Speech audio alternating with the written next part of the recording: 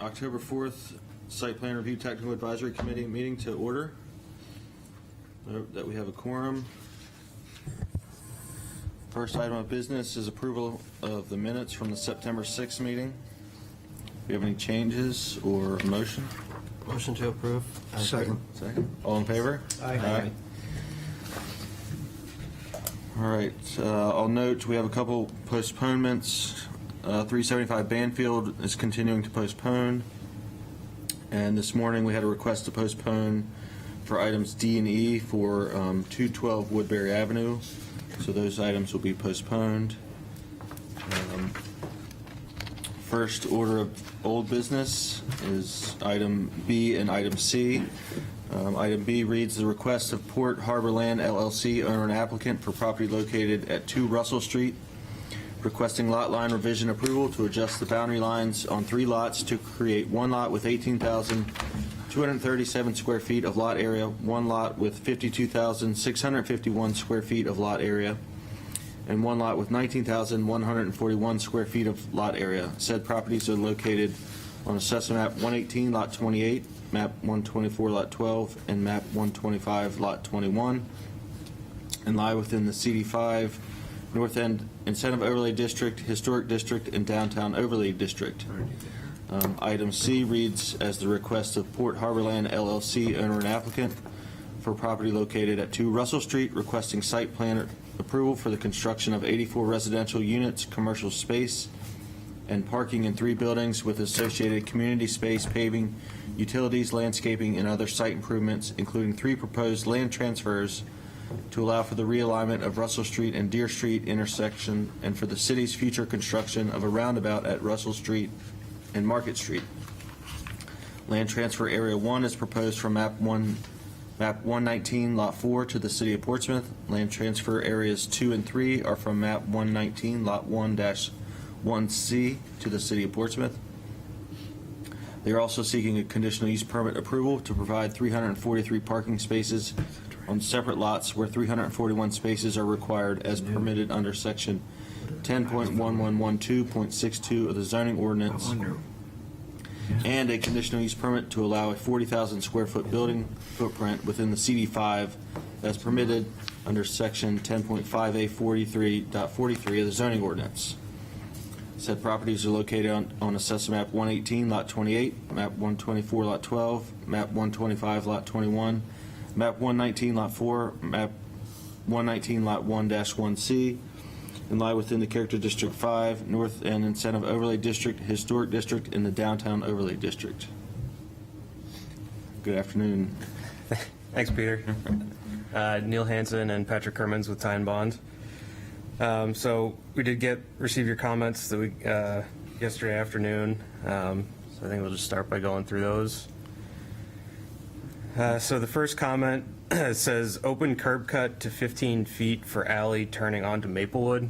So we weren't quite sure with the wording of this exactly what is being requested. That should be the radius, I think. Okay, on the corner. that's kind of what we were thinking. Okay, so if that's what's being asked, then yes, we can do that. And I did take a quick look at that this morning, and it actually makes it a much better condition. So we agree with doing that. 2, the decorative paving pattern should be flipped to indicate pedestrian travel along the side of the buildings.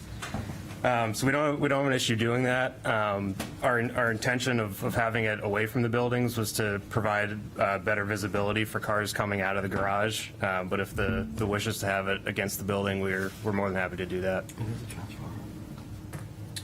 So is it high enough? 3 and 9 discuss the same topic of traffic calming behind the buildings.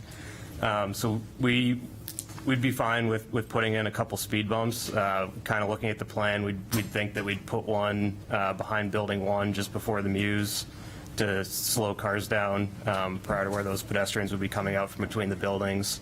And then same thing just after the exit of the garage, again, where pedestrians would be coming out between the buildings. So that would slow those cars down where those potential mixing points would be.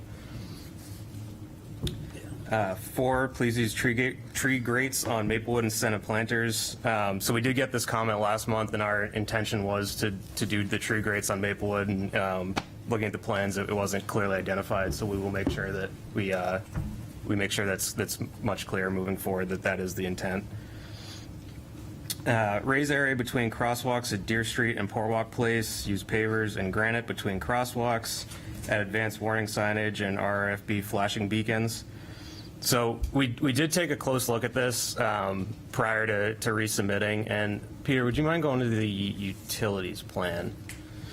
So there's a couple of construction issues that we see with doing this, and I think if this is the direction the city would want to go, I think we'd be more inclined to just go back to the single crosswalk that we had initially had on our plans during TAC work session. And when we take a look at the utilities plan, you can kind of start seeing some of the issues that we think we're going to run into with trying to raise this. So on the Portwalk side of Deer Street, there is the gas main runs pretty close to the curb line, and it would be in conflict with a catch basin that would be needed to be installed in that location.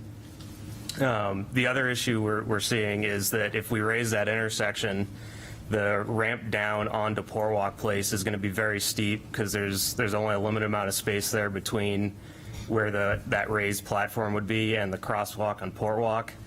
And then the other thing to consider there is where we are showing the pavers ending on this plan is the right-of-way line, and Portwalk is a privately owned street, and we don't have the permission of that landowner to do any construction work on their property.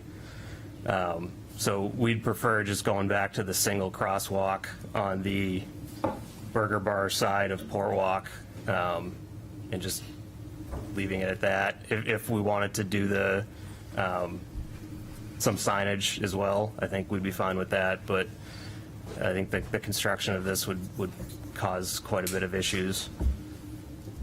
Well, we should talk about that, right? Yeah. Because I think that's really disappointing if we end up moving from what we've got to a single crosswalk at that location. It's my understanding, enumerating some of the constraints or issues you're trying to address in order to even entertain the idea of raising that intersection, is that Portwalk Place is a private right-of-way. We have full control, I think, over that right-of-way.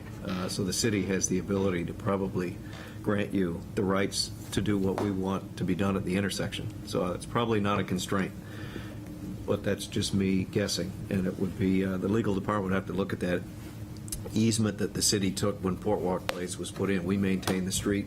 We are responsible for looking after it, as far as I recall. I don't know anything about the gas line conflict, whether it's insurmountable or not. I know that, Ray looked at this initially and felt like that there was the ability to work around that gas line with any drainage you'd need. But again, Ray's not here. I don't want to speak for him beyond what he said briefly in our internal meeting. And it's not clear to me, lastly on this, what the proposed height of the raised intersection in your mind is that it would create some kind of steepness problem on Portwalk Place. To me, I always envision this being a very subtle raise, enough to not bottom out a car, but in the 4 to 6 inch range or something. So it's very noticeable to a vehicular traffic coming into that intersection that there's something else going on there, and they better pay attention. So it's not clear to me about what, some kind of steep ramp anywhere. Yeah, I believe we have the easement on the Portwalk Place, right? So that's not a concern. We could bring it all the way to that other crosswalk, I think. It's across Portwalk. Yes, Yeah. right. And the gas line, what you're thinking about? Gas lines can be moved very easily. So, yeah, with that in mind, we definitely would like to see a raised crosswalk out there for safety purposes. I think it'll get the most attention from drivers and pedestrians as well, signifying this the place to cross. So the steepness concern I was referring to is if you bring it up, we would imagine this would be flush with the curb. You're going 6 inches down, and from where the edge of the road is to where that crosswalk is 8 feet.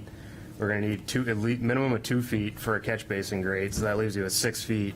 So that's as steep as a typical pedestrian ADA ramp, which is a steeper traffic condition than Why I don't would we just want to. incorporate that port walk, crosswalk into the whole thing? Yeah, for sure. So now you're pulling it all the way down Portwalk? Yeah. Just the other side of the crosswalk. Yeah, Yeah, it's not all the way down Port Walk. It's a significant amount of road work we're talking about So now. what would be the distance off the backside of the crosswalk on Port Walk Place for the ramp to come down to grade? Are we talking 20, 30, 40 feet before you pick up the existing street grade? I'm trying to understand what is going all the way down Port Walk Place. Distance on the ones we've done. No, all the way was. Well, even halfway, I mean, It would, no, it'd be probably 10 or 15 feet past that crosswalk. okay, yeah, so that seems pretty de minimis. But I mean, if we're raising all that, I mean, you guys are asking for a significant amount of road work here to actually make all this happen. It's a big ask in my opinion.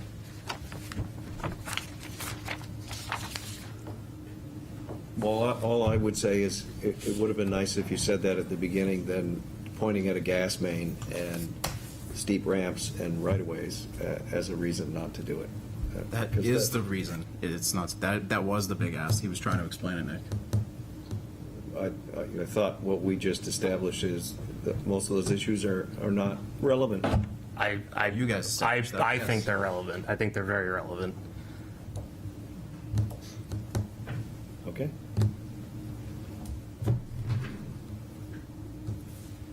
Even if you have a single crosswalk there, it has to be something done to make it more noticeable and recognizable and help the pedestrians across, because it is a wide crossing and a lot of traffic. So you either raise the one crosswalk, or you put flashing lights, or median island, something has to be done there, some treatment for that crossing. And I- Understood. Raising the one crosswalk would be much simpler than going across an entire street intersection that comes perpendicular into the other street. We could do that perpendicular across Deer Street without impacting Port Walk Place Yeah. with where we locate their ADA ramps.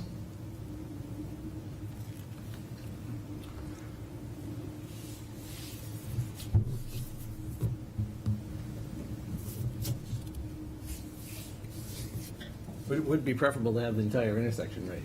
It bookends the other side. Yeah. right.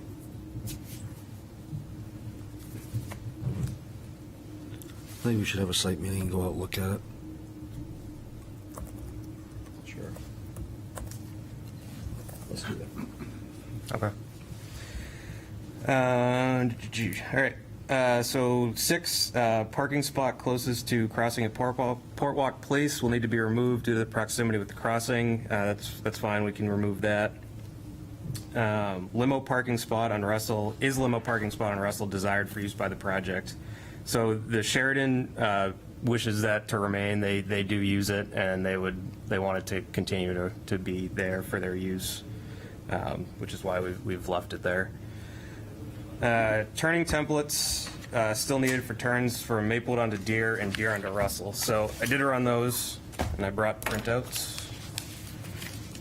2, 3, 4. Yep.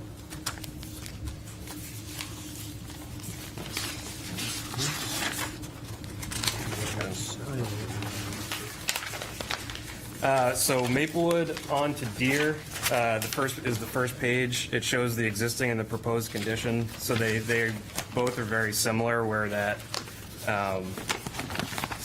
trailer does encroach on the left turn lane of Deer Street. It's basically the same in both conditions. So if we want to look to make some sort of adjustment to improve that, I think we do have a little bit of room to shift the curb if we need to. But it is basically the same as the existing condition. Deer onto Russell is a bit worse off. So the second page shows how it is as currently drawn. The third page has some red lines on the curves in the center line to show how we could widen that outbound lane to make that turn work, and it would just be a small adjustment to the curb line. So that was a pretty quick sketch I did, so we'd refine it probably a little bit more from there, but we can make it work if that's the direction that you guys would like us to take. So it does increase the width of that outbound lane, pretty much up until that second parking spot on the right, but it maintains the parking on the street and allows for that movement to work.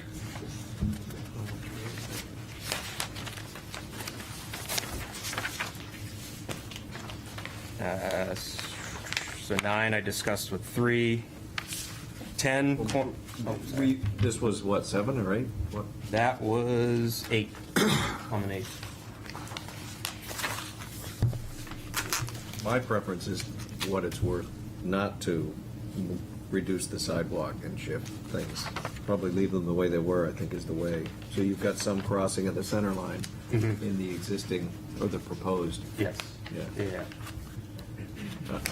Yeah, I'm not driving the truck, I'm not in the fire department, but Yeah, I so. can't imagine this condition isn't oft repeated in downtown. Yeah, I think the other thing we were kind of considering as well is a truck coming into town on Maplewood. There's not much of a reason for it to be making that left onto Deer Street. It would most likely be continuing downtown. Anything coming into say the Sheridan is most likely going to use Market Street from 95. So I think it'd be a pretty limited amount of times that condition would actually occur. So whether or not we design for something that doesn't happen very often, I'd leave up to the committee if they want us to look to make those adjustments. Where are we on that? Anybody else have anything to say? No, I think we need to discuss it. yeah. Deer and Russell is a major route into town. It's for trucks and vehicles. Maplewood, not as much, but, when the bridge gets rebuilt, then we could have more trucks coming in that way. So coming into town, Russell onto Deer works with the way we have it currently drawn. It's that outbound movement that we would need to make that adjustment for. That's ideal. But this is a tractor trailer, right? Do we have this turn on a template for the fire truck? No, we only did the turning on and off the site with the fire truck. We should do this with the fire truck. Okay. Is the fire truck worse or better than this? Oftentimes worse, because the tractor trailer has the hinge. Sorry, I thought this was a fire truck. No, it's a 62-foot tractor. That's a big truck. Yeah, and throw it in there. Yeah. It is, change that intersection. Right now, that intersection is pretty easy to navigate. Yeah. Why is this better? Why, what? Why is that better? Not that, better than what? I thought you said that the second condition was, the proposed condition was improved Existing, on the Maplewood to Deer. That, yeah. the CR Maplewood to Deer is they're basically the same, existing to proposed. Oh, okay. It's the Deer onto Russell, Yeah. where the condition that's in the plan that's up on the screen, Yeah. we have a center line crossing to turn going outbound. The third page is just a sketch showing what we would What need you'd to do have to to make do. it work. Yeah. Yeah. Yeah, I get that. I thought the other one was. Probably won't have no shootable turn there. I wouldn't think so.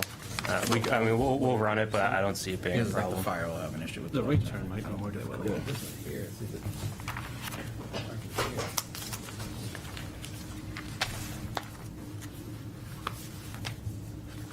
Right. Right, spaces are gone. okay. But that's unacceptable. Can't do that.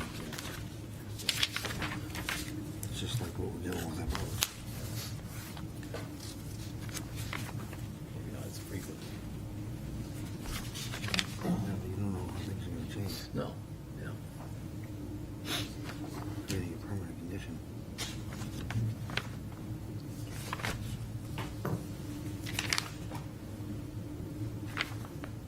I don't know if we're ready to make any decision right here. I'm not.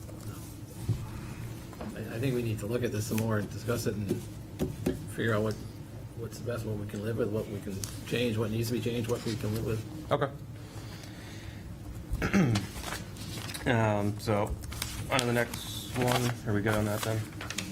Okay. So, corner of Building 1 is in city sewer easement. Realign sewer main into Maplewood under the train tracks or move building footprint. The applicant is responsible for these changes. The city timeframe for the project is uncertain at this time. So, we're looking at the timing of the overall project as well, because obviously this is saying that the city's construction timeline's uncertain. So the timeline for building 1 is it's gonna be the last of the series to go. So in speaking with our client, they're thinking at this point for building 1, it's gonna be at least 3 years out before that one goes, because it'd be building 2, then building 1. And we have no idea, obviously, how that plays in with the timing of the utility work in Maplewood. So what we would propose would be we're already giving a fair share for the drainage, would be to price out and do a fair share for the sewer as well, given the timing for the city is uncertain, as well as the timing for building 1 for the project is uncertain. I think we can show it that way on the plans as being rerouted, and I think go from there would be our proposal. We just didn't think it made sense to open the tracks twice. Right, yeah, sorry, that was kind of a key part of that, just because that's a big lift. I think our issue is the fact that we have an easement. I don't think that a fair share is going to fly here. I think it's going to be a whole, all in. And we might be able to add it to a project that we're doing, or we might not, but depends who gets there first. Yeah, so I don't know if there'd be a way to put language to that effect as part of a fair share, or, I don't know what the fair share Yeah, would a be. fair share is not going to fly.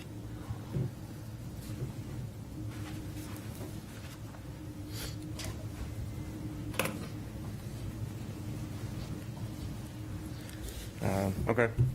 11, the corner radius of Maplewood entrance to the driveway should be enlarged to provide easier access for the fire truck. So I think that ties into the first one of increasing that to 15 feet. So we can do that. A fence and buffer should be provided along the railroad tracks. So we were, the initial thought on our end was that there would be a fence there. I think, and we're fine with doing that. This came up during the HTC process, and obviously site review is outside their purview, but we just wanted to make sure that adding that fence wasn't going to do anything to that. The approval from the HTC that we already have, we wouldn't expect it would, but we just want to make sure we're covered. Well, you'd have to do an administrative approval to go back with that as a minor adjustment. It needs to be approved by the HTC. It's not going to affect your baseline project. Even though it's part of the site plan and this Yep. does nothing to do with the Happens all the building. time. Okay, People make field changes all the time and have to come back in. okay, So it won't be a problem. all right, So selecting the right fence is what you want to do with them. okay. Because I was told that they were opposed to a fence. If they're opposed to a fence, they They have. were. Yes, if they remain opposed, in the absence of any feedback from this group, they were apparently opposed for a fence. Yeah. Hearing that the city might want a fence there will most likely change their mind. But Okay. if it doesn't, you can't be held hostage. If they won't allow a fence there, we can't require a fence there. Okay. And then 13, prior to construction, the applicant must coordinate with CSX to relocate the train signage, and we agree with that. And that All right, was, thanks. that was the list. Thanks, Neil. Open up for TAC for questions or comments to the applicants.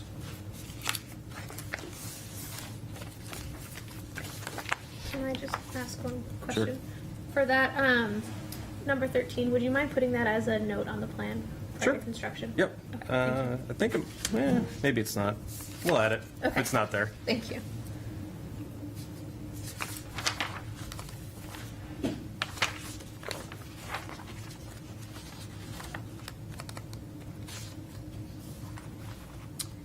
Did you say you wanted a site walk, that you wanted to take a site walk with the applicant?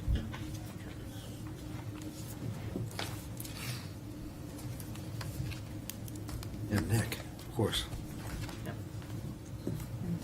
Planning Eric. staff represented by Nick. Yeah. Okay, very good. All right, if there are no comments at this time, I'll open it up for any public comments. Anyone from the public wish to speak on this?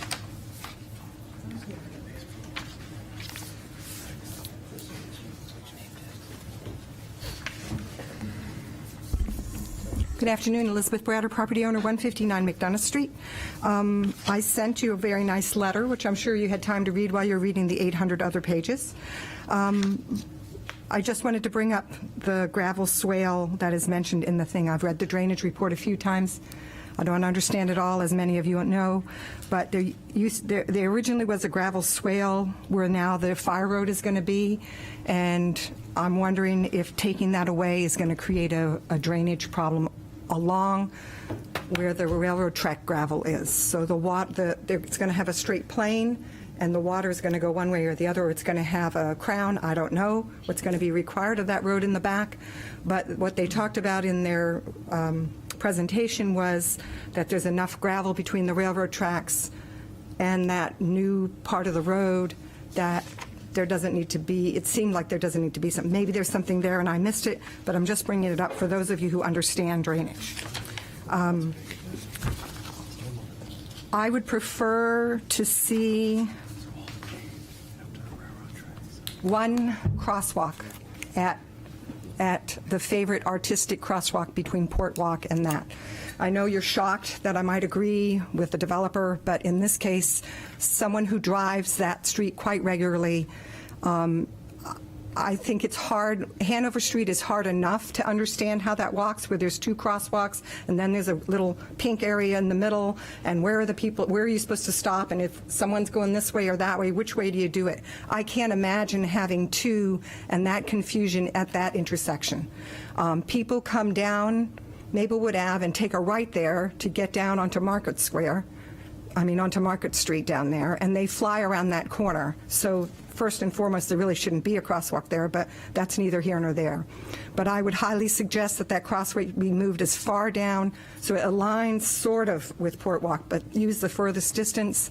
I would suggest that it be not beautiful, colorful pink, because you cannot see that stuff at night, but that it be white striped, and that it has two thick white stripes on both sides to really attract attention to it.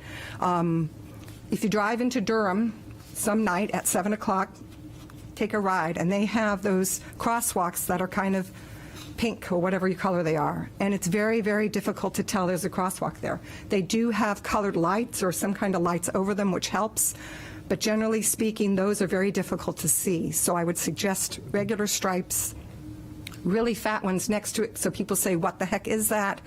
They need a light over it that's a different color than white, so that it attracts attention. So your brain goes, why is that light a different color? It is going to be a very dangerous space, and my experience with tourists is they cross willy-nilly anyway. We have all those crosswalks on Congress Street, and yet you better believe that people cross between the cars all the time. So this is just an invitation to that. You may have to add chains to keep people on the crosswalk, but I think it's a very dangerous proposition to have two, and I think the one should be furthest away.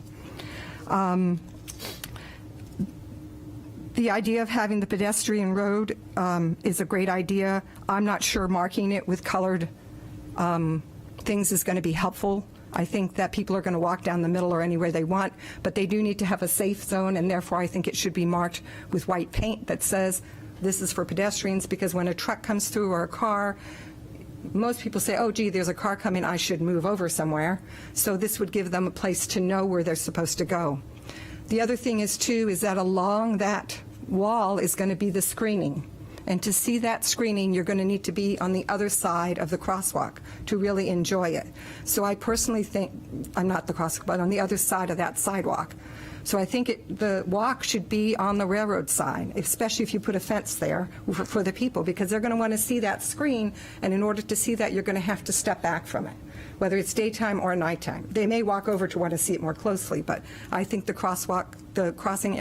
pedestrian area should be on that far side. And I don't think it should be marked with colored stones. I think that's a waste of time. because people don't pay attention to it anyway. I think just to have signs that say pedestrians, bikes ride wherever they want to. It's my experience to go any direction. So I don't think that would be helpful, just to say to mark out the crosswalk for things. I think you don't necessarily need a fence, but you could put some nasty prickle bushes all along that edge that would keep people from crossing there, and I mean nasty ones, something that when you get in it, you're not going to want to touch it. Raspberries come to mind, and so do blackberries. But they grow easily, and nobody would cross through there again. They may pick the raspberries, and that would keep them on that side of the road, too, if you put the raspberries there. But I think that would be an easier option than a fence, and it would look a little nicer. I'm really disappointed in the lighting. The fact that this building's going to be lit up like a Christmas tree is crazy to me, but hey, we're in Boston now and no longer in Portsmouth. I think coming in under by 227 looms, which is literally one incandescent 25-watt light bulb, I'm sorry, I'm not impressed. This is a big building. The green area on the top is still not shown to have whatever is up there. I think it's going to be a deck now. It's not going to be green space. It's just going to be a big old deck. And I didn't see any easements for the community space. I think those are required usually, and I didn't see any. So those are my comments for today. Thank you very much. Thank you. Anyone else here to speak on this application? All right, we'll close that public portion and open up the tag for discussion.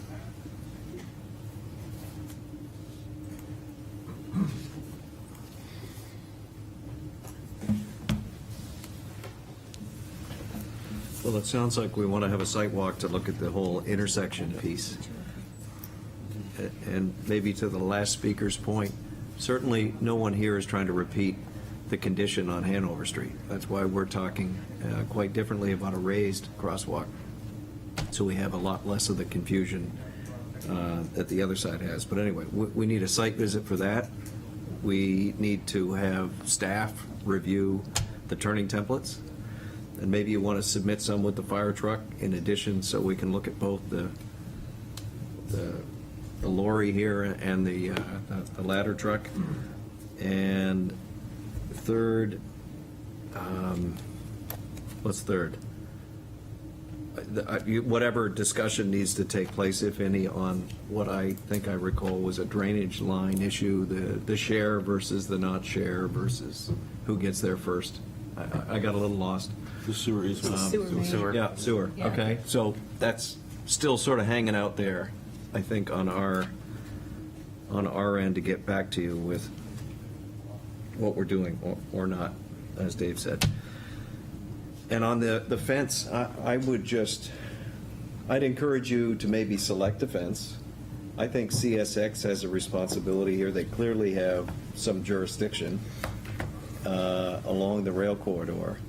I think in our minds, we've always felt like the fence should come when CSX mandates it, rather than start jamming fences in where they haven't been along the rail corridor, and have them come up with a uniform fence design that they want to install if they've got liability they're unhappy with, rather than putting it on each property owner to come along and potentially looking at multiple fence styles. That's, I think, the spirit of where the HDC was, where we've been in talking to CSX informally. So I think a fence eventually is going to be there, but I don't personally know that it needs to be there now. But I think it would be wise to at least spec a fence, and then let's see where we land as we think about the conversation, and do this site visit and talk about the sewer line and the turning templates. One thought is if they do their own fence, they have a choice of doing something they like rather than being something that's mandated by CSX. Yeah. Understood. But I don't know exactly how much real estate you guys have between the edge of the road and CSX. I find it hard to believe we wouldn't want to have something CSX is also satisfied with, and we're both satisfied with, because it's likely going to be in many more places once we get going here. And to me, it makes sense it'd be uniform. So, yeah, it's a chicken and egg. It's not simple, but let's try and spec a fence, and whether you guys do it or not, we'll talk about it. You're saying spec a fence? Get a in fence consultation specification. with CSX? Yeah, I think running it by them, but I'd hate to. I personally would hate to have CSX say, yeah, we'll take that fence at your cost. And suddenly, everything is fenced there in the corridor when it's kind of cool that it's not fenced and there aren't body bags. Nobody seems to be getting hit by trains. It's a really cool part of Portsmouth to have that train go through the north end and not have it walled off like it's in Boston with razor wire on top. Anyway, that's my 2 cents. I'd like to think about it some more. Because I'm unclear, like, I guess you can clarify in your comment if you would like to see it, or if you would like to I'd see like what to they think might about it. propose. I'd like to think about what should be there and if it should be there as part of this project or not. There is a fence down the 233 Vaughn property line. Right, a metal. I don't know if that's the right choice for this project. I wouldn't be the one to make that decision, but there is. So we'll look at that in the so- site visit. That's a good suggestion. You want to, is that a motion to continue? Yes. There's So moved. Second. All right, all in favor? Aye. Thanks. Thanks, guys. All right, as I mentioned, item D and E for 212 Woodbury, they requested to postpone, so we'll see them next month. Also, at the top of the meeting, I did not mention that 161 Deer Street is also postponing. So if anyone is here for either of those, they will not be heard today. That will bring us to item F, which is the request of Randy and Jeff Collins, owners and applicants for property located at 77 Meredith Way, requesting preliminary and final subdivision approval to subdivide one existing lot with 22,463 square feet of lot area and 31.7 feet of street frontage into 2 lots with associated 73.3-foot road extension as follows. Proposed Lot 1 with 11,198 square feet of lot area with 73.79 feet of street frontage, and proposed Lot 2 with 11,265 square feet of lot area and 31.61 feet of street frontage. Said property is located on Assessor Map 162, Lot 16, and lies within the General Residence A District. Good afternoon. Good afternoon, Peter. Chris Mulligan for the applicants. I've got Jeff Collins here to my left. Also with me are Brenda Colbo and Jack McTeague from TFM, who are the project engineers on this. This one obviously has been kicking around here for a while. I think you're all very familiar with what we're doing. A couple of weeks ago, Brenda prepared a comprehensive response to what were then the outstanding issues. So that was submitted on September 20th. I don't know if you want us to go over those changes. I think they're relatively self-explanatory, and you've had them for a while. If you do, we can certainly go through them. Just yesterday, we received comments on the latest submission, which we think are very minor. The first comment has to do with drainage pipe being shown on sheet C4. We can remove that. That's not a problem. And the second comment was adding a note to the plan that the turnaround easement would have heavy-duty pavement. Again, that's not a problem. We can add that to the plan.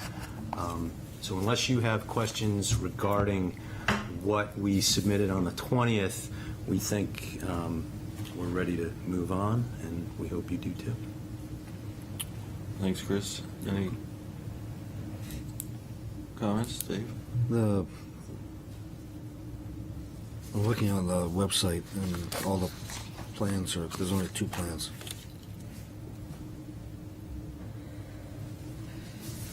don't know why that happened, but it stops at S2.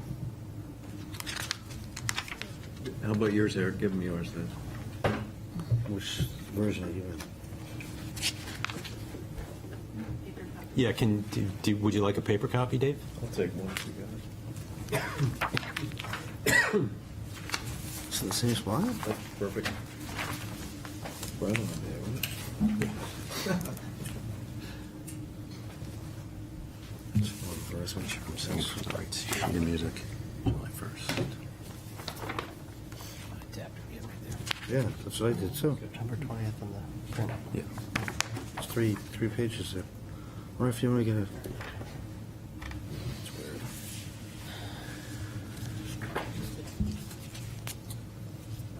weird. I blame my teeth.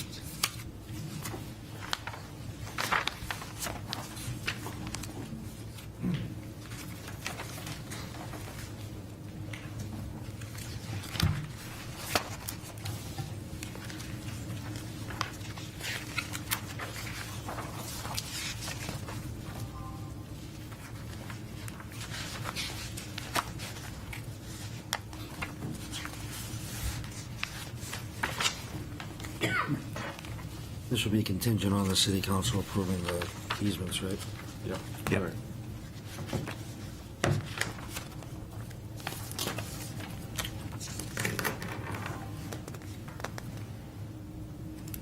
So I see the sewer easement. I'm trying to find all the easements. I see the sewer easement. Turnaround easement. And the turnaround easement. Those are two. Is there, Yeah, and so Beverly, there should be sheet S3 is the easement plan. thank you. And I've spoken with Trevor, and I'm sure this is not news to you, but he'll put this on the agenda for the city council to accept the easements once the planning board approves the subdivision.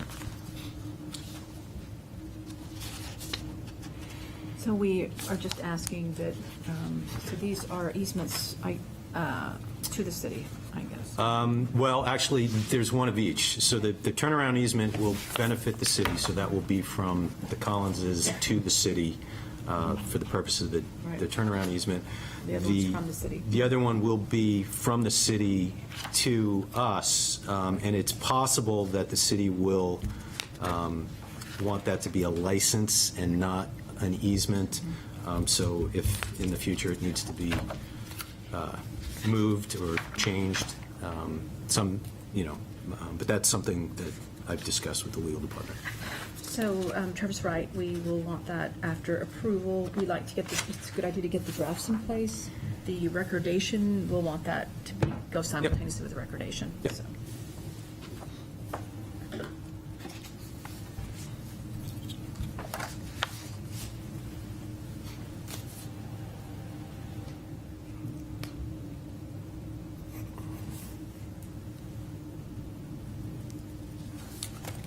All right, while we're waiting, I'll just open it up for any public comments, if anyone's here from the public. We're on Zoom. Don't see anyone. So we'll close that portion. And open it back up for TAC comments or some motion.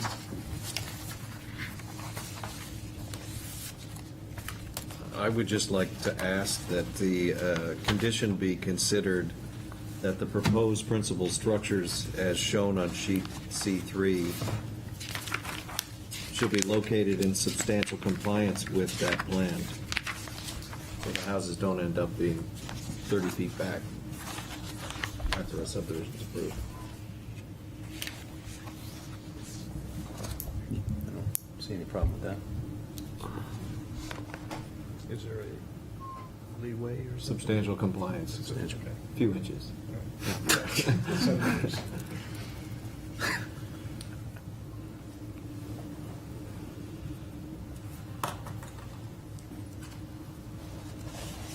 Jack? Wells? Jack, I was looking at the rain garden detail. What sheet are you on? I'm sorry. This is sheet C-8. Yes. So,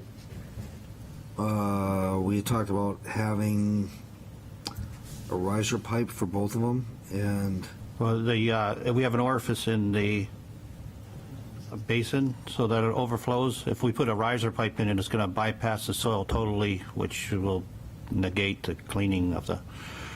right, you shouldn't have any orifice. It should just be a dome grate a foot off the bottom, right? So it can go in there and soak in and All right, I work misunderstood. during the wintertime as well, but not overflow.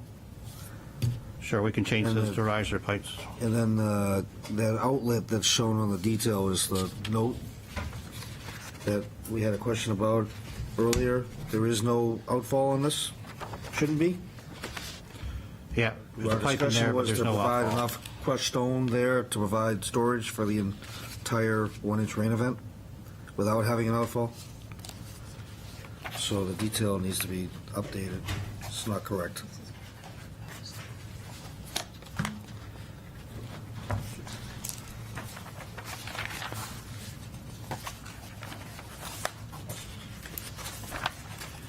Which rain garden are you talking about? They're both supposed to be the same, more or less. They're supposed to have the same design. But I thought you wanted a outlet. Can't be an outlet. There's nowhere to outlet the pipe water to. Well, higher storms. So how do the higher storms get out of the second house then? They go into that grate, and then they flow out through the pipe. The pipe that's not supposed to be there. How about for the first one? We have a pipe there. Just a second, let me get to grading and drainage.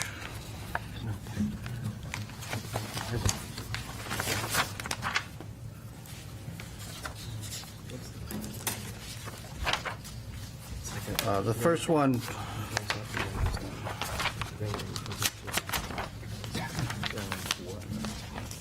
the pipe out on me.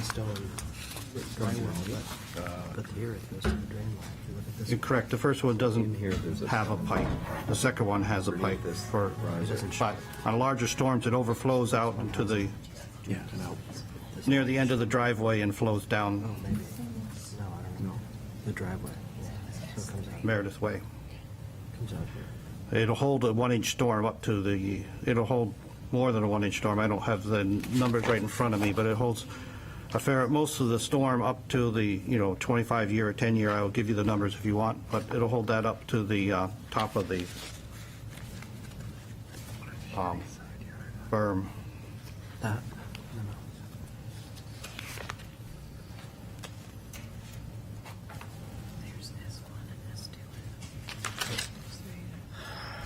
You're not looking for one big enough to hold a full 100-year storm. You just want. No, but it was my, we talked about Yeah. not having an outfall pipe and being able to hold that 1-inch storm on site so that there's no shedding of water off the property during almost all storms, except for big rain events. Yep. I can double check that. I'm 90% sure that it's large enough to And you hold a were 1-inch to storm. provide without- enough stone underground to make sure that that would happen. Yeah, I believe that was provided, but I'll double check the calculations to verify that.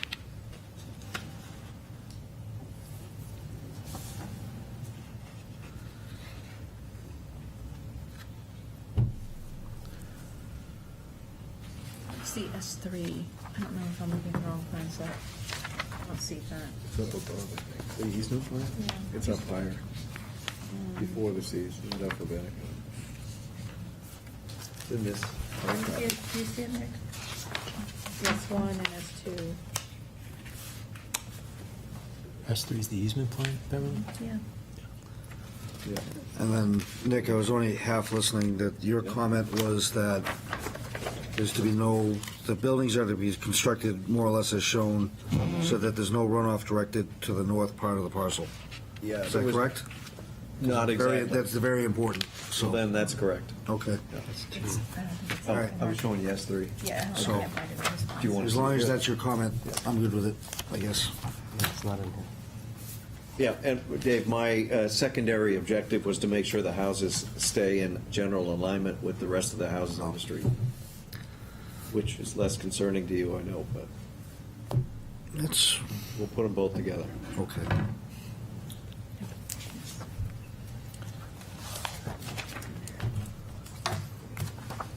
So then my comment would be that the rain garden Detail. details and the plan view, as we discussed earlier today, need to be amended to DPW's satisfaction.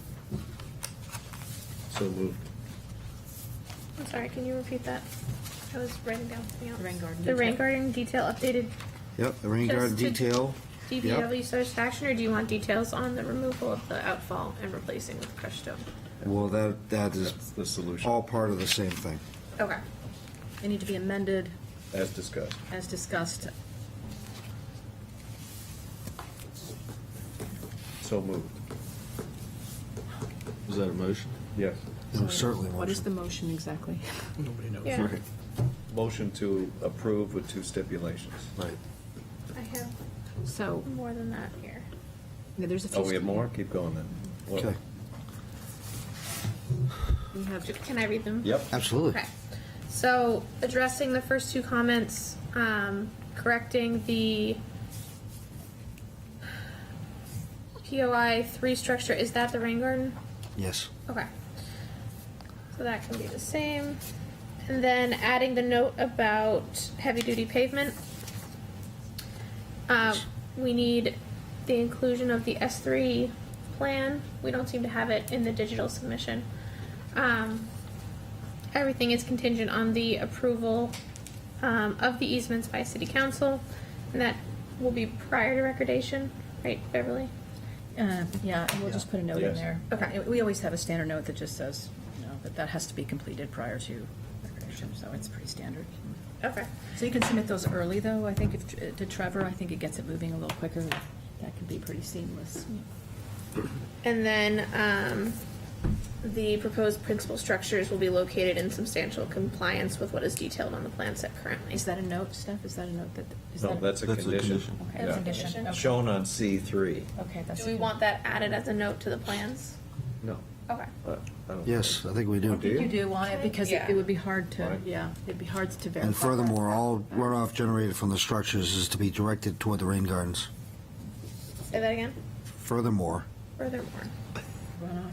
all runoff from the structures is to be directed to the appropriate rain gardens. So the applicant was seeking this planning board meeting coming up, which would mean that we would need to have it cleared no later than Tuesday. So I'm going to ask the TAC if they feel like they're going to have enough time to review these revisions, even if we got them later this week, or if they would like to see this, give themselves a little bit more time to review some corrections here, including their runoff that has to be directed away from the houses, and some of the some of the other conditions that we've delineated just now. So, It seems like the only thing that's going to get revised beyond some Rain drafting gardens. notes is the drainage Rain garden. detail for the rain gardens, so I would like to think we should be able to do that. we have it no later than what day? The revised plans, no later than, because we want to have it completely clear and ready to go, for our part by Wednesday. So how soon do you want those to meet our deadline? Monday's a holiday. Just keep that in mind. Does Friday give you enough time? Does 3 days give you enough time to review that? Yes. So no later than Friday, if we could get the updated plan to make this plan. Sooner the better.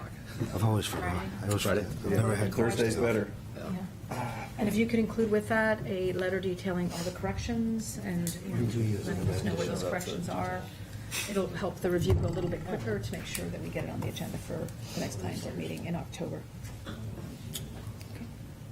Good. All right, so we have a motion and a second to recommend approval with conditions. Any other discussion? All in favor? Aye. Any opposed? Motion carries. Thank you. Gonna miss you guys.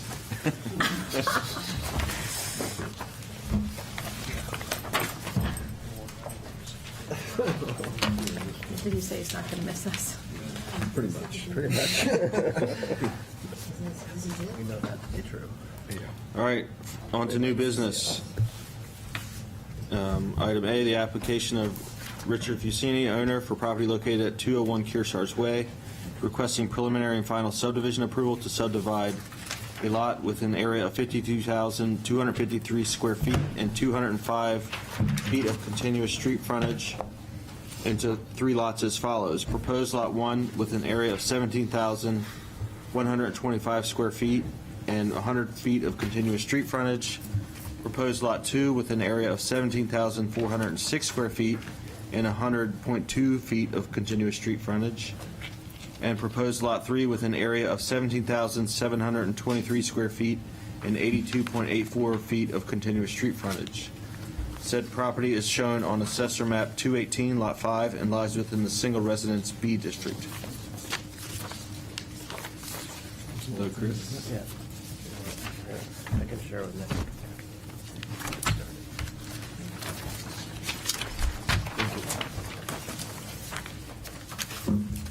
We need one more down here, Beverly? They keep coming, like the loaves and the fishes.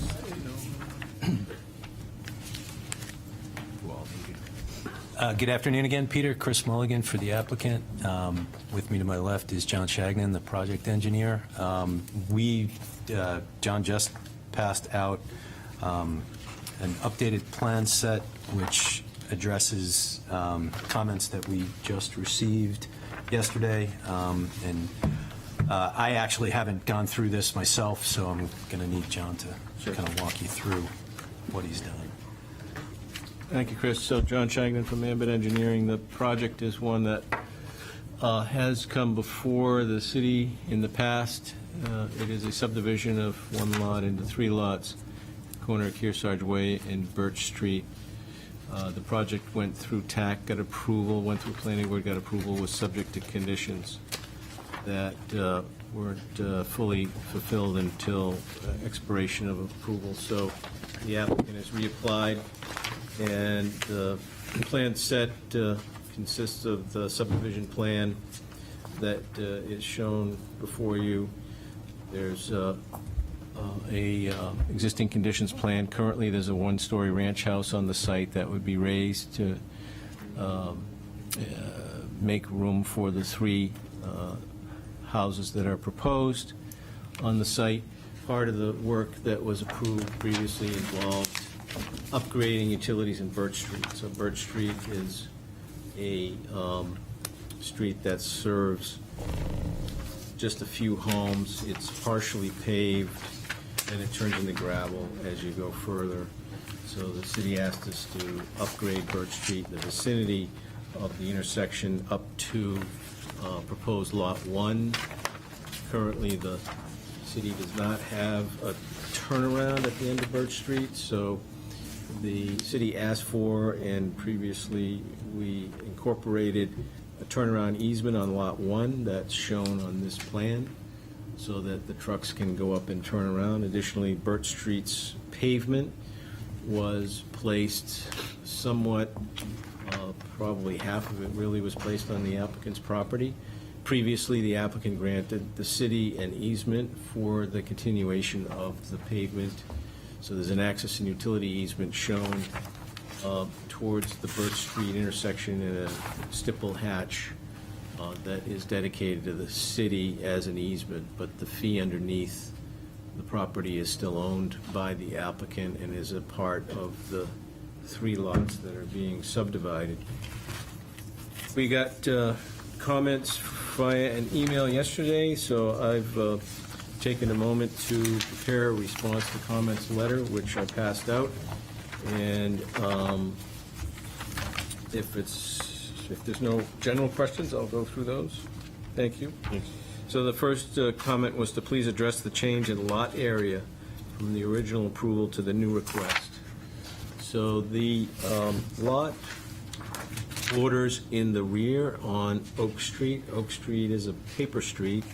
It was never constructed. It was shown on a subdivision plan from 1919. And by operation of law, back in 1919, when streets were not constructed within 20 years, of the dedication of the street on a plat, the fee in the street reverted to the abutting property owners. Now, the rights for the public, if they have property further down, which nobody does, to maybe build a street someday exists, but the fee is now vested in the lot. So we're showing that on this plan, and we're certainly open to discussion with you folks about that as we move forward. The second comment is that please contact the assessing department for preliminary map lot and block numbers and addresses. We show the numbers that were assigned in the previous approval on the plan, so you have 5-4, 5-3, 5-2, and we'll certainly follow up with the assessor and get those confirmed. Please provide a easement plan and table with unique identifiers. So I There's only think, 2 easements. I mean, I was just reading your letter. Yeah. I'm okay with the way that they're shown. I think Peter just has a little question about the conservation.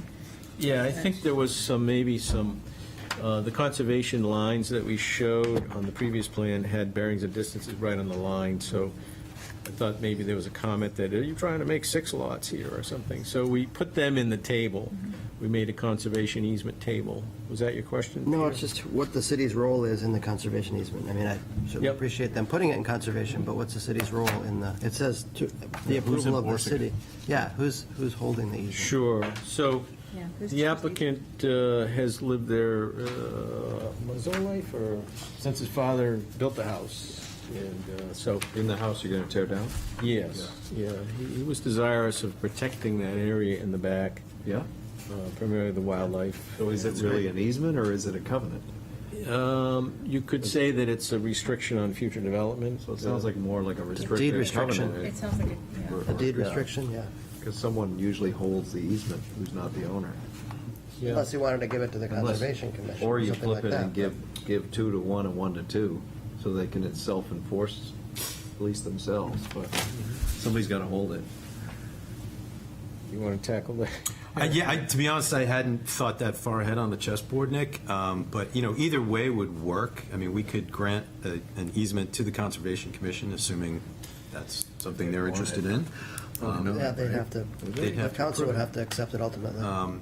If not, the idea of putting restrictive covenants in the deeds as we move forward is certainly. But they expire, right? Unlike the easement, that'll go in perpetuity. No, I mean, we They could, could stay with the deed. we They could run draft with them the in deed. perpetuity. Yeah, if they're drafted that And way. that wouldn't That require. seems, that any- does seem easiest, doesn't it? Wouldn't require any Given the municipal size of it, approval. yeah. As long as they run in perpetuity, whatever it is you do. I know in Massachusetts, they do not. It's 30 years. For You're not in restricted Kansas covenant. anymore. Well, just make sure. Yeah, I'll look into that. It's a good idea, actually. It would be less process, I think. Yeah, And it'd be Achieve easier for achieve the your same applicant, end. your owner. Yeah. That's a great idea. So we'll probably go forward with that. Great. Good. So there's just really that one easement, and I think what you're going to land is what, so. Turnaround Correct. enforcement. Yeah, so Understood. if it's appropriate to have that show on the subdivision plan, we'd like to It is, go it's for fine. Actually, I think what we've moved to is three or more. We would like Built to into see the a deed. subdivision plan, so that's fine. Super. It's there. Okay, so then the next comment was no new water main, use existing 2-inch, and that's in Birch Street. So the second plan has been revised. The utility plan, we've taken off, reconnecting a new service all the way to the main. We added a note in the middle on the bottom, David, that says upsize water line to 2-inch line for entire run to flushing hydrant. I know that in the past, at some point, somebody did some exploration in Birch Street to see the size of the main, and they discovered it was a 2-inch, but I think at some point, it transitions to a 1-inch. But that note is intended to say, we need to take the 2-inch all the way to that flushing hydrant, if you still want the flushing hydrant. Yeah, the flushing hydrant is required. Okay. So hopefully that note and revision will work. And then the next comment is no excavation in City Street, Kearsarge Way, under moratorium. Utilities will need to be reconfigured. So our response is that there would only be a slight impact at the intersection to set the required manhole for the new sewer main. Saw cut line can be bowed out and align with the repaving of Birch Street. So we're going to have to repave Birch Street. That was a condition. You could go to the utility plan, C3, and the pointer's disappeared, but it's okay. So I think we can guide Mr. Stith to the appropriate location. Yeah, go up a little, right to your left, back, yeah, that manhole there, just to the right and down a little bit of the cursor. That's the proposed manhole that would intercept the existing sewer line, so it is on the west side of Kearsarge, and if we were going to repave Birch Street, maybe we could just do the trench here and integrate that into the repaving of Birch Street. And then there is according to city records, there is a water service now that goes to the existing house that's going to be removed. We've made some inquiries, and that is a 3/4 inch.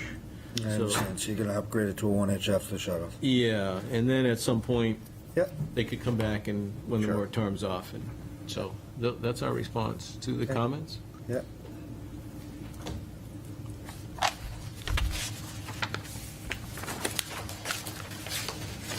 Sean? Just had a question about the restrictive covenant. Outside of my wheelhouse for sure, but, so do you name the city as the enforcement authority for that? Is that how that works? Because otherwise, it would only be, the landowners that would be responsible for enforcement. So is that what you typically? Well, no, I mean, if we weren't granting an easement for the benefit of the city, then I think any, neighboring landowner would have enforcement, or would have the ability to enforce the covenants. The idea is that the city would want either the easement or the restrictive covenant, right? If this, We don't want anything, I think. Oh. No, we want something that's in perpetuity, that's reasonably enforceable by somebody. but and not the self-enforcement. responsibility of Exactly. the It city. doesn't seem like it's, the Great Marsh or anything that we would want to have under our. It's small enough that Yeah. if they can do it with a restrictive covenant, they're not going to be able to develop it. They might be able to have some use on it. They'd have to I spell like out what cross they could do. easements to police themselves, because I Cross easements between the 1 and 2. the new lots. Yeah, between the two people, just. 1, 2, and 3, actually. Does 3 have It's it over too? 3 lots, yeah. Yeah, it's Oh, over yeah. all It's the not a lots. requirement of anything for It's the just as city. long as the two owners, don't mutually agree to abandon it after a certain time. Hence the language in perpetuity, right? Otherwise, the city would be the enforcement mechanism, in which case we would be the only ones that could ever decide to abandon it. So I guess I would say, given we're not the initiators of the Yeah. conservation restriction, put it in all 3 with cross easements, and if they all get together and decide they want to do something different in 2 or 20 years, they're welcome to Okay. do whatever they can under the law. Is that, it's really considering. Extinguish it. Or they considering can the find owner's another initi- third party. Considering the owner's Fourth party. initiating it, it depends on the comfort level of the owner, Yeah. If that is sufficient, then Right. he feels like that's Getting all protection. 3 to agree to develop it seems doubtful. Okay. Getting it developed, no matter what, it seems pretty doubtful. Friggin' knows. Okay. Oak Street could turn into a street in 30 years, I don't know. Yeah, it's possible. Okay. Anything can happen. It's been sitting here, right? Lot 3? Well, so just all the lots are owned by one person right now. So you Yes. can't do that easement.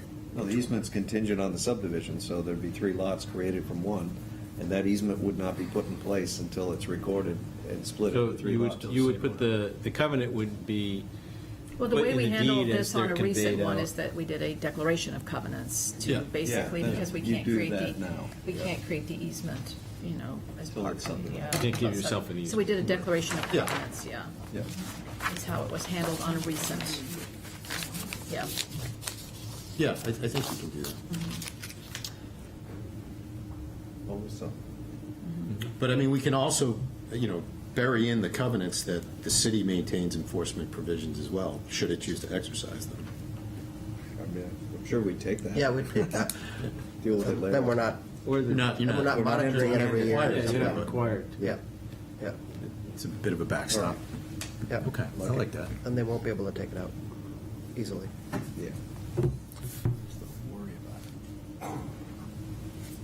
One further comment. Yeah. It's a very minor. Then even when it's. Conduit run going from the pole that's behind the sidewalk, going down along the right-of-way. Yeah. The difference in ownership that allows. You make sure that there's at least 8 feet behind the manhole, Law of mergers. so that if something happens and we have to dig up the manhole, the conduit's not right over it. Sure.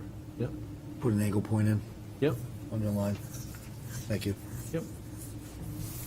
Yeah, there was another pole there that they got taken out. Right. So now we have to run it down, so I'll Yes. make that note.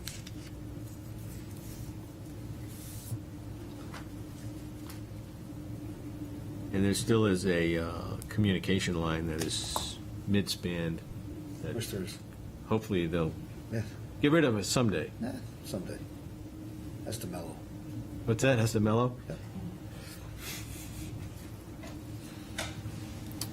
All right, any other comments? Is there anyone from the public who wishes to speak on this application? There are some people here from All right, That express that they're neighbors. you could come up and just state your name. Sorry, I'll just stand. Well, we just need you to speak into the mic for the minute taken. Can you sit in that chair? Yeah. Okay. Sorry, I don't see, so. I was just curious If you could just state your name, ma'am, sir. oh, Laurel Sanborn. You know, in these lots, are they cleared already, or is it woodland? Are there trees on the lots right now? Because I drove by and I saw, well, I didn't drive, but it's a big wooded area going all the way down to Market Street. And I was just wondering how big the lots were and how many trees would be taken down. The aerials look like it is pretty Pretty wooded. Pretty tree. So if you want to go back to the cover sheet even, the lot is wooded in the back, and that's what the owner wants to Go preserve. down to, there it is. So you can see the tree line there, that's pretty treed up to the house. You can just And- describe it to me. Okay. Oh, sorry. That's all I'm right. sorry. So there's a map being shown that shows that the lot has trees except for where the house is. Okay. And the trees in the backyard are really what the owner wants to preserve with this restrictive covenant we've talked about. And then going towards Market? Market Street, there is a conservation piece that the city owns Okay. that I don't think will be touched. No, it's got a little wetland in it, It's and got some yeah, wetlands. and it's forested as well. Okay. Forested. That will remain that way. Yeah. Does that Right answer on your Market. question? Yeah, because I just didn't know how big the lots were and how much of the wooded area would be cleared. That's all. Probably everything up to 10 or 15 feet behind the existing house will be cleared for the new homes. Okay. But there'll still be half the lot will still be treated. Okay. Up. There's a good exhibit that's in the packet. Do you want me to pass this to you? Oh, you still. Might get that. Okay. Well, all right. Thank you. Thank you. Anyone else? Come up, if you, sir, and, oh, sorry. You want to go ahead, sir? Yep, Yeah, because it's related to what you. okay. Yep. My name is Walter Stashik. I'm Laurel's husband. We're near the Spinnaker Civic Center or Workout Center. And I think the questions are being asked in part on the benefit of the turkeys that that mate behind this property. That's the wetland. And that, you know, the wetlands are close, or excuse me, the existing conservation area is closer to Market Street. Birch is pretty far up in relative terms. It's pretty far up, actually. How much of the trees are going to be left behind the workout center? Are those trees going out, or? It's hard to understand the depth of the property in relation to, The front half of the property is being cleared for Right. the development. That's on the Kearsarge side. Under the what? The Kearsarge side, the yes. Kearsarge Way side, And yeah. the entire back half of the property along Oak Street, Paper Street, is remaining as is, as I see it, Yes. with a conservation restriction on the back half, that it remain in its existing natural condition in perpetuity. It looks like that's the plan. property only goes halfway from Kearsarge to Spinnaker anyways. Oh, yeah, yeah. Yeah. yeah. There's at least the depth of the property. Of the left. property again Because before you get down. Street, Yeah. So it's, okay, so that would be the other focal point would be Spinnaker, because Spinnaker is on the other side. There's the Spinnaker. But the rec center, like you Rec said, is, center. Yeah. they have, there's land behind the rec center that is open space owned by the city. Over here, so. That's open space owned by the city? Yep. Yes. And Not there's affected there's by a this property in between where they want to put this conservation easement. Yeah, there's a third property in between this project and Spinnaker's Yeah. city property there. Okay, that's really what the question's all about. Yeah. Thank you. Thank you. Turkeys will be safe, I think. That's all we care about. Yeah, they should be good. Right. Hi, so my name is Matthew Doherty. I'm a butter on Birch, although my address is really Kearsarge Way. So, did you understand? Like, do you know where the Yes. property line is? Okay, because I'm obviously intimately familiar with the property. So, my questions, and I apologize if you already went over this. I just found out about this. The meeting was going on now. Is with regards to the street placement, because my house is grandfathered in, and it's really close to the property line. And I believe that the current Birch Street is actually on Dick's property. Like, his property line kind of goes into the street. So if you look at the existing, so here's the, yeah, so I'm here. And if you look, the property line goes into the street here. So I just wanted to find out kind of what was happening with this street. And there is a tree here that I'm a little concerned about. I know that currently this whole part of his property is wooded, and that'll be clear cut. But so I'm wondering just like kind of what's going to happen with this, Okay, if anything. so if I can, yeah, if you go to C3, the intention is to replace Birch Street. Well, actually, I'm sorry, Peter. If you go back to C1 briefly, right now, the pavement of Birch Street comes down here and then kind of angles off, right? And you kind of have a couple parking spaces here that then Right. people go by to get to the gravel, the people in the back. Yep. So then if you go to C3, the proposed, we're basically putting Birch Street back in the same place, except we're not putting that corner in, we're defining you a driveway. Okay. And that's the plan. And you can see that Mr. Doherty's house is right on the Birch Street right-of-way line. But you're right, the pavement is over onto Mr. Fusini's property, and that's not going to change. We're not going to move the road over. Okay, so it's essentially going to stay in the same Yeah. spot. And the tree that I was concerned about, where the proposed driveway for me is, would be to the right of that. in Mm-hmm. Should that be, kind of- yeah, because the existing right there, pavement yeah. was in that area, so I think the tree must be over this way. Yeah, so that should be okay? Yeah. All right. They slung a new pole, they put a new pole in, and they ran a line Right. that on the, your house side of the tree, the new line, or is it on the, it must be on the street side of the tree? Hard to, no, that's on, it's a little strange because the property I have, so here's the property line and here's the, you can see the existing road, there's this setback. So the new pole is right about here, Right, yeah, that is the new pole. yeah. So, Yep. okay. Yeah, and you take care of that property for the city Yeah, very well. I do. It's a lot of mowing and raking. Okay, that was it, thank you. Thanks.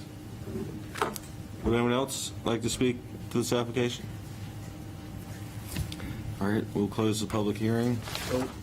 Yeah, I just have a question about Birch Street. So Birch Street, as I now understand it, only if it wasn't obvious, is located on this property today. Subject, yeah, what I see there. Yep. Almost half. Pavement. The pavement. Are we not getting some sort of easement for that? We are getting an easement. I got it, okay. We already have it, actually. Oh, we already have it. It's Just existing. want to make sure. Yep. That's it. We did that last time. Oh, okay. Third time's the charm. So not to beat the addressing dead horse too much, but I'm assuming we talked about this last time. I think we put a note on the plan about the new house would have a Birch Street address, but there is a note somewhere. I don't know. 2 out of 3 of them. The No two, idea. yeah, the 2 new ones. Street addresses shall match driveway locations is note 11 on the subdivision plan. Right. And Yep. the gentleman left who also lives on the other side, but. Mr. Doherty? Yeah. Yeah, his address is It would be great Kearsarge. to but- readdress that. It's to get away from this having, houses on one street addressed to another street. It's problematic for emergency response. So, I know that it's not this part, but the new ones definitely need to be Birch Street. I'd love to see the other fixed as well. They only have one easement, they say. Mr. Doherty's here. I did, so it'd be readdressed as Birch Street. If you are so inclined to go along with it, well, yes. It would have to go through the city, through Jamie McCarty and all that. But, you don't have a driveway off Kearsarge, right? I do not, no. I have numbers kind of indicating that the house is, and on the mailbox indicate that 181 is that way. It hasn't been an issue, but unless anybody can give me like a reason why it would be an issue to re-address, I would be against it. I mean, like you said, it seems like it makes more sense. Yeah, especially for an EMS call or something like that. You know, we're looking for a, Yeah, I don't have. they would not think that house was on Kearsarge, so they would be, unfortunately, it's an old city, we run into this, and sometimes we end up going by, turn around, because sometimes the addresses are just whacked. So, anyways, Yeah. for another day, but these will be Birch Street. Yes. It says he's the not address opposed to will match changing the drive Yeah, location. no, that's great. Thank you. John, just to confirm, the existing access and utility easement that's shown on the plan as RCRD 5981/2020 is to the city of Portsmouth. Correct. Thank you. What plan, what sheet is that on? So that's an existing easement that's already been, Yep, okay. we did it last time. Okay, so that's already in place. Is that the file number for that easement, I guess? Recording plan, recording On the deed. subdivision plan. So there is, but there's still one additional easement needed. For the plow turnaround. Oh, turn around. Got it? It must be this. Got it, thank you. Must be this here. I think.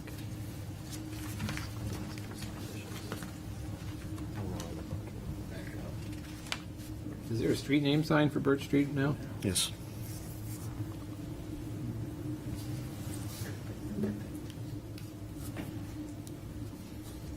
The driveway for lot 218 5-2, that's going to be cutting into the sidewalk. And Yep. I guess special note to not cut into the road while removing the sidewalk to, You have to. Can't do without it. maybe not over the white. Don't go 6 feet trying to get it. They wouldn't do that. It's in the interest of protecting Kearsarge, just, I guess. So you want us to add a note? Yeah. Something about not disturbing Kearsarge as little as possible to put the tip downs in? Yeah.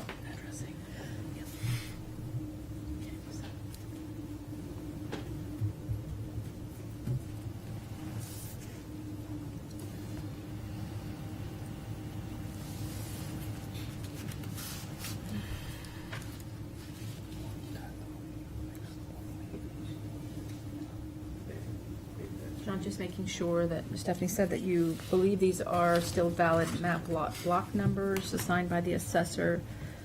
So what I'll do is I'll just send the plan again to assessing and say, can you verify that? I doubt they would change because they're dash 2-3, you know, there was a lot cut off at the corner, and that got dash 1. Right. So these are dash 2, 3, 4. You can also reach out to GIS for addressing as well in advance. We like the map lot and block numbers to be correct for the planning boards. Just verify that. but Yeah. also- I don't think that they'll give us house numbers though till building permits. And Beverly, you'll have numerical addresses assigned before it goes for building permit? Okay. Yep. I mean, I've never been clear if they like that. I think they like it subsequent to approval. They'll go ahead and give you those, but I think the assessor will give you interim Yeah. lot and block numbers and just confirm those, because we'll want those, if they're the correct ones, to make sure. John, you are seeking the meeting in October, given the fact that. If this committee so lets us go forward, which hopefully they will, we'll go to October planning board. Is that doable? If I see that there's, Stephanie wants to run through the outstanding comments. I don't know where Public Works is on it, but if Stephanie could run through the outstanding comments, then.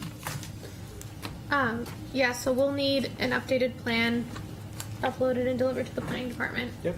With everything articulated on your letter, as well as something articulating the process for the restrictive covenant. Yep.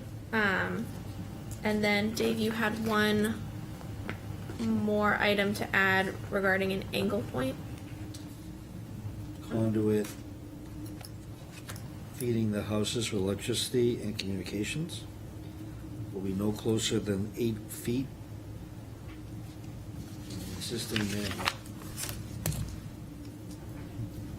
Okay. Is that a note on the plan set, or is that to be depicted It's more in of the a utility plan? Depiction. Okay.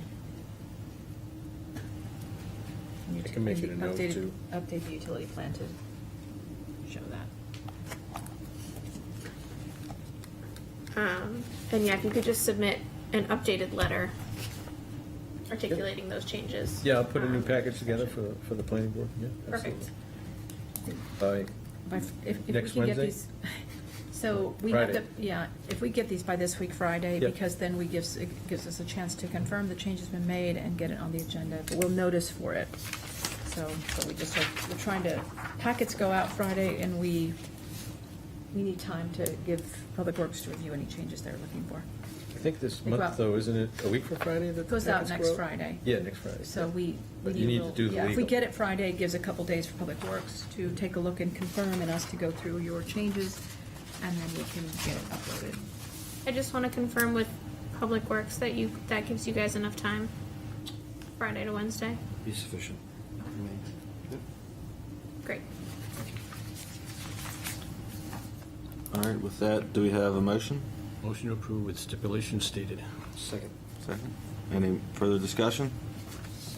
All in favor? Aye. Any opposed? All right, motion carries. Thank you very much. Thank you.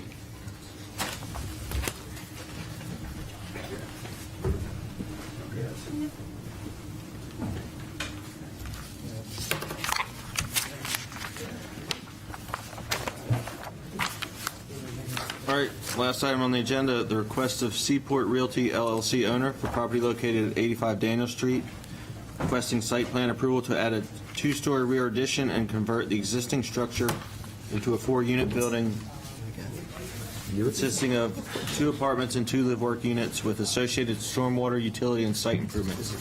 Said property is shown on Assessor Map 107 as Lot 8 and lies within the Character District 4 and Historic Districts.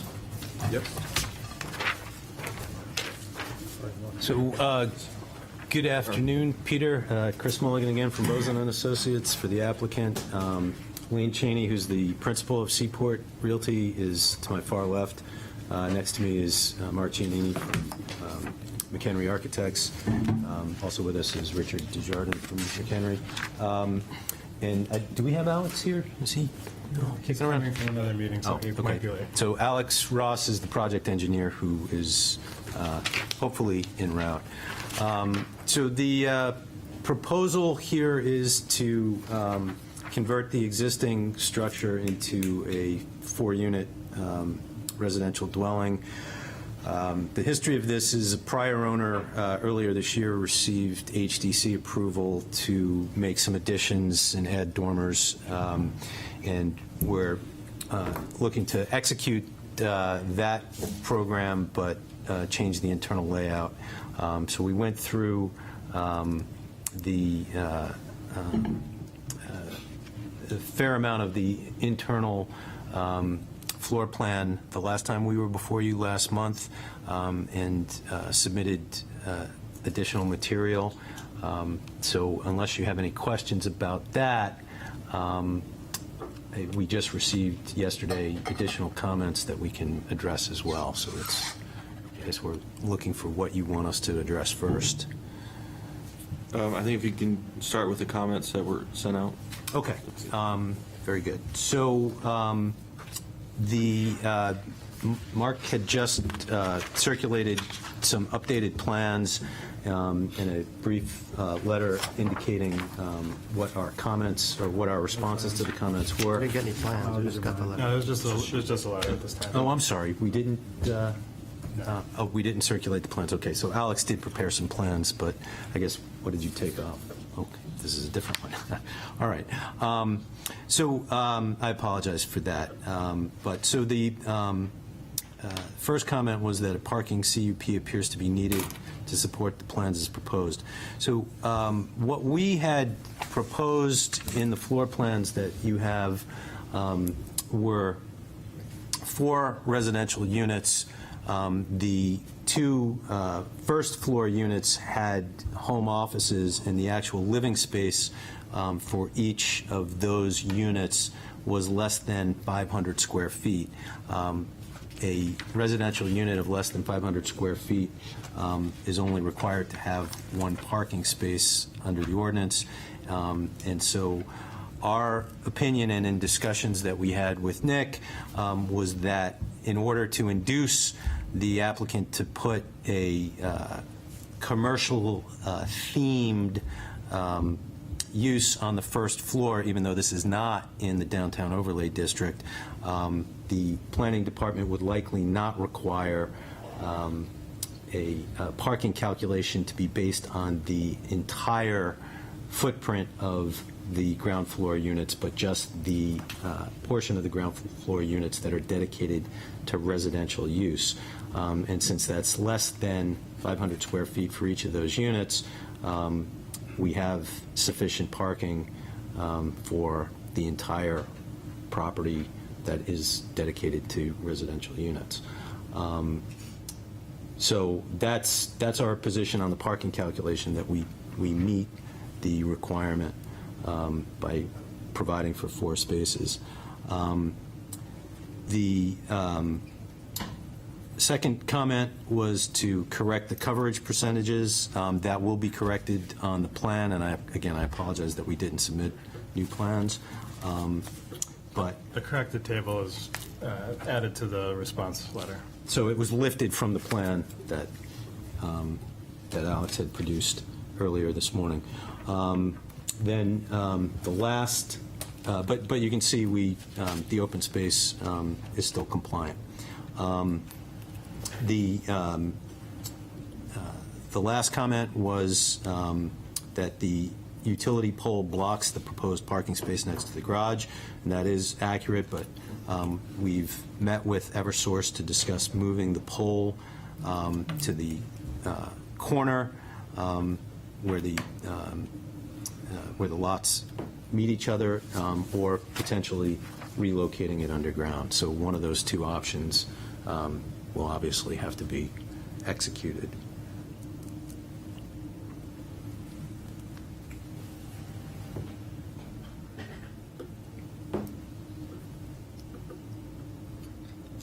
The AC unit that sticks out in that parking space as well, that'll be... That we're going to have to work with our abutting neighbor to either relocate it up higher or get them to remove it. But yes, that is an encroachment that we're aware of. 2 utility comments.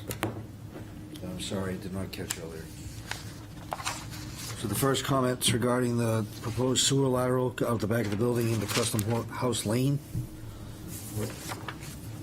Court? case may be. It is. So I don't doubt you. The proposed plan shows relocation of the sewer lateral without stating that the existing one needs to be capped. I'd like to see that. So we would prefer that you instead reuse the sewer lateral and then use fittings to go around the new addition, so that the city's relatively new sewer main doesn't get a hole in it. You really can do the same thing with fittings. So we can provide a sweep. A couple of sweeps to sweep around the addition instead of moving the connection. And whatever you do has to be approved by the sewer department. It has to be witnessed by the sewer department. Please put that on the plan. Second note has to do with domestic water. There's a 3/4-inch water line going into the structure now. That will need to get upsized to a 1-inch minimum size. Off Daniel Street. Right, so they'll have to cut and cap the existing water line at the main, and then a new water line will need to be installed more or less at the same spot, but it needs to be larger. It doesn't meet current standards. Okay. Apologize for not catching it earlier.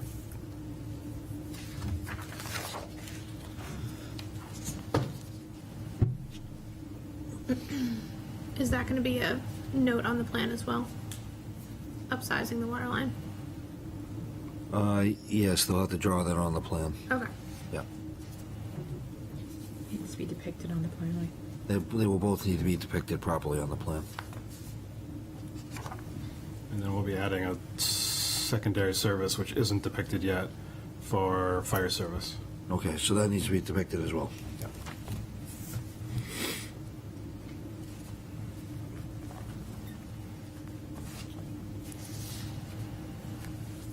Eric, did you have a comment, or did you make it? Or what?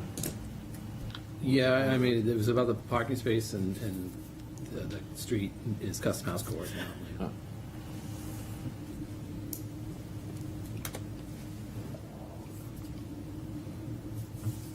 Did we address the parking CUP when I was out of the room? John, I missed that.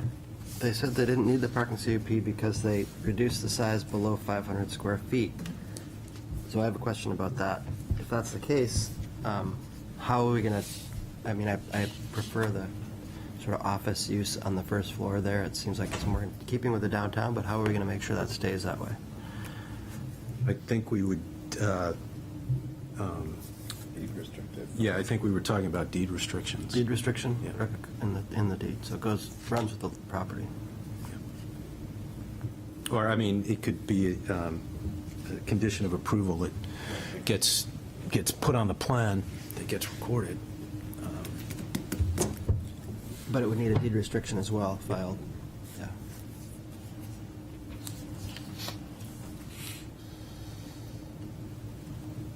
So that's a condition we'd have to get, or something we'd have to see before planning board, I think. I imagine, right? You'd want to see that? What, see what? Some kind of deed restriction to keep it as a home office in both those. To maintain the home office use. Yeah, just to keep Yeah, that on square both footage, units. on both units, keep the square footage under 500 feet in the residential piece.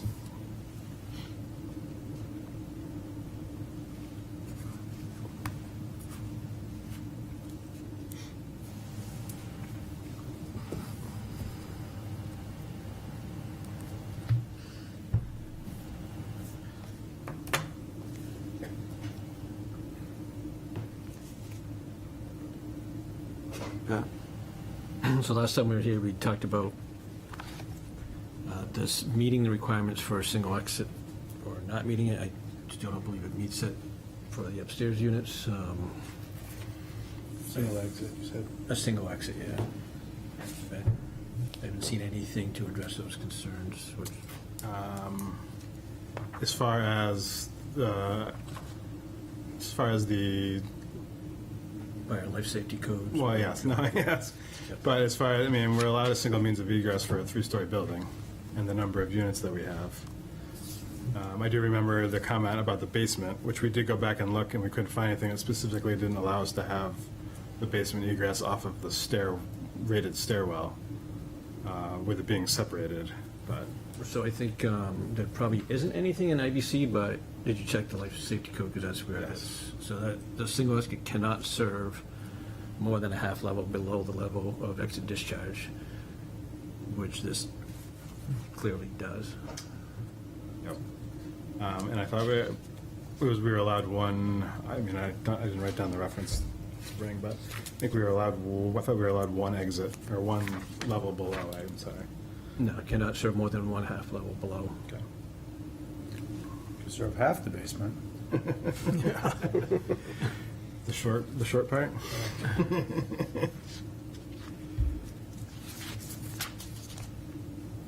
And the only reason I think that brings up now is, how would it really affect TAC and planning board? Because it possibly may change some exterior access to the basement, Exit discharge, that sort of thing, could change the exterior of the building as well. Yeah, we'd have to go back and look at that, but, there are options to make second means of egress if we had to. It would make one of the first floor units smaller, obviously, but, by incorporating one of these back doors into the stairwell. Yeah, let's just come up with it.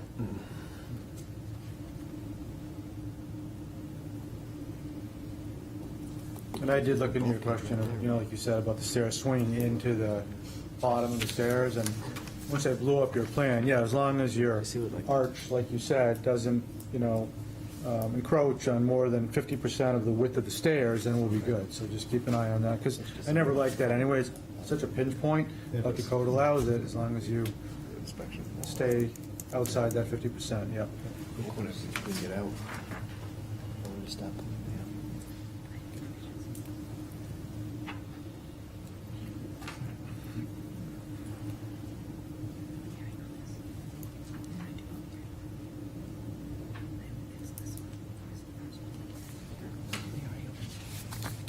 Oh, no, not yet. What's that? Public hearing? No, we didn't hear from the public, but I don't think that there's anyone here or on Zoom. Can you open and close it then? Yep. Is there anyone from the public? Seeing none, we'll close the public hearing portion.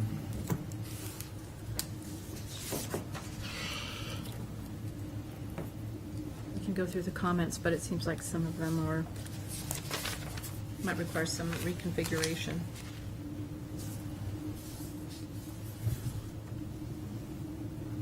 Do you want me to go through them? Yeah, do you mind? Oh, sorry.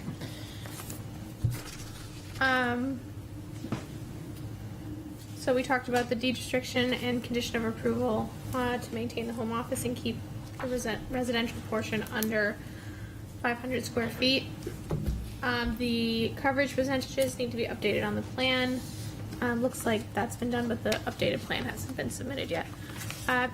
Addressing the utility pole next to the parking, sewer lateral relocation and changes for the fittings and sweeps, upsizing the 1-inch water line, and then addressing the life safety code issue for means of egress. And also, Showing the fire suppression line as well. And fire suppression. I also have that construction as they provide the sweeps, instead of moving the connection, that would need to be observed by Public Works. Is that correct? As a note on the plan? That's correct.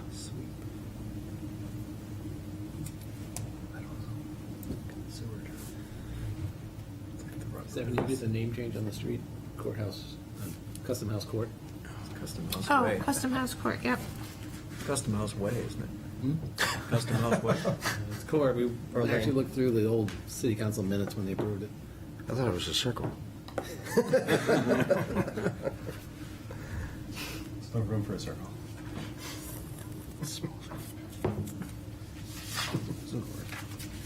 We'd like to see this one come back one more time. I think so. We have a motion for that, to that effect? So moved. Second. Second. All right, all in favor of continuing? Aye. Opposed? Motion carries. Thank you. Move to adjourn? Second. All in favor? Aye. All right, we're adjourned.